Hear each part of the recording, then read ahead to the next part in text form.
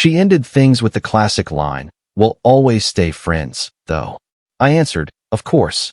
A few weeks later, she discovered that friendship no longer came with free rent, unlimited emotional labor, or on-call mechanic service, especially after I started seeing the girl who used to live across the hall.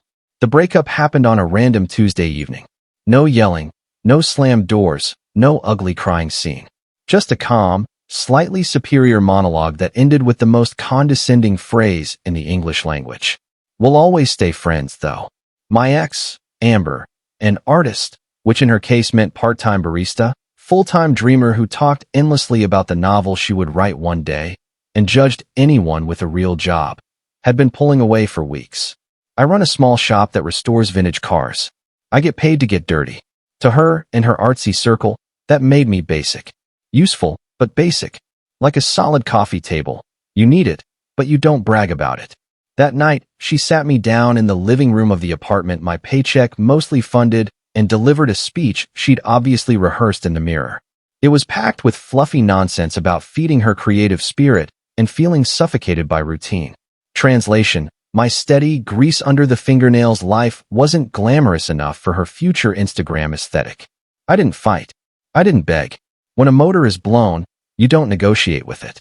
You either rebuild or you junk it. This one was junk. So I sat quietly while she explained how our chapter was closing. Then came the knockout punch. She placed a gentle hand on my knee, eyes shining with practiced compassion, and said, "We'll always stay friends, though, right?" As if she were granting me some noble consolation prize. She honestly thought I'd be thankful to remain her orbiting satellite. No romance, but still available whenever she needed a ride, a loan, or a shoulder. Something inside me clicked. The sting I should have felt turned into ice-cold focus. She wasn't ending a relationship. She was downgrading an employee.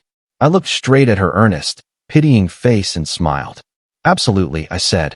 Relief flooded her features. She'd kept the safety net while cutting the rope. Perfect exit. She had no clue my version of friendship was about to become her worst nightmare. "Great," she beamed. "I'm so glad you're handling this like an adult." "Naturally," I replied, standing up.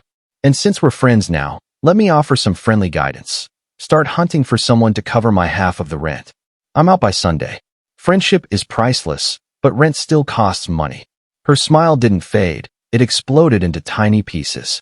"What? You're moving out? You can't. What am I supposed to do?" "Not sure," I said, heading toward the bedroom to pack. "But a creative soul like yours will figure something out. Friends root for each other, don't they?" Update 1. The idea that I would actually leave short-circuited her brain. For the next hour, she trailed me around the apartment like a lost puppy, voice climbing from confusion to desperation to fury. "You're abandoning me," she cried while I folded shirts. "Both our names are on the lease." "Correct," I answered, not slowing down. "Which is why I'll keep paying my share until the 30th, roughly 3.5 weeks for you to find my replacement. Or we break the lease together and split the $2,000 fee. Your call." A $1,000 penalty was apparently more terrifying than homelessness. Her barista gig covered lattes and watercolor paper, not actual rent. I can't come up with that. I can't find someone in 3 weeks. You have to stay until the lease ends in 6 months. It's the right thing to do. Friends don't trap friends in toxic living situations, I said, zipping a duffel. I'm giving you the space you asked for. And taking mine. Right then our other roommate, Maya, walked in. Vet tech. Worked brutal shifts, usually hid from Amber's nonstop soap opera. She took one look at the open suitcase and Amber's mascara-streaked rage and exhaled through her nose. "Please don't tell me her car died again." "Worse," Amber sobbed, spinning toward her for backup. "He's leaving me." Maya's eyes flicked to me. I gave a tiny shrug. "We're done. I'm grabbing my stuff. Paid through the end of the month." Maya nodded once, slow and serious, then vanished into her room and shut the door. Professional avoider. Amber spent the entire weekend cycling through every trick she had. Tears, nostalgia, insults. I never bit. Every reply came wrapped in cheerful, useless friendship. "You're throwing away 2 whole years?" As your friend, I think it's healthier to look forward, not back. Update 2. The first real test arrived the following week. I was already settled in a cheap studio when my phone rang. "Jake, thank goodness. Power's out and the Wi-Fi's dead. You have to come fix it." Did you flip the breakers? The what? I don't know how to do that. You always did. I walked her through finding the panel. She refused. Too dark, too scary, might die of electrocution, etc. Please come over. We're friends.